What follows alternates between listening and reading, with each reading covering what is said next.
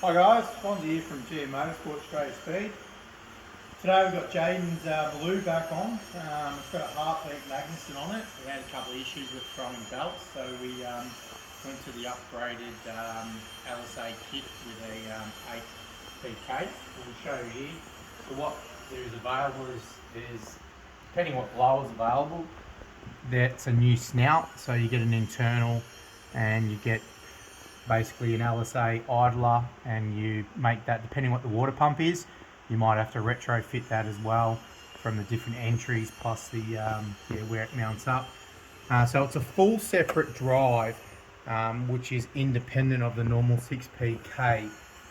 So it's a different crank pulley, it's a different balancer, different idlers. So basically the whole front drive has changed. We were going to upgrade this one just to an 8PK, which we had available, but it still ran all the other accessories. But we elected to go, this is the first one we've done with a totally independent LSA drive. So what we're going to do is give it a run up. Just keep in mind it's got exactly the same pulley ratios on this car. It is also a standard bottom end motor as well. And it's only on 98 fuel.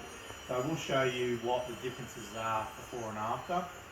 Forgive us in the noise, we're a little bit busy. That's Wayne doing a little bit of hand blending on our CNC heads that we have. So we'll hit the rollers and we'll show you some data.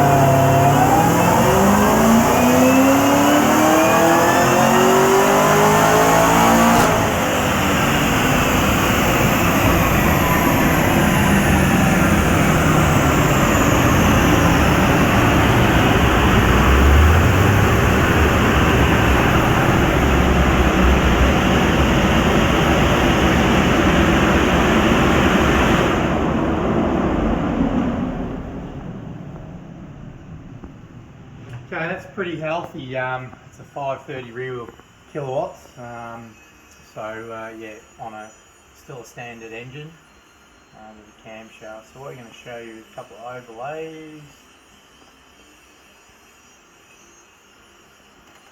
Okay, so the previous best run was this one in the blue, and now we've got the last two runs are in the yellow and the red.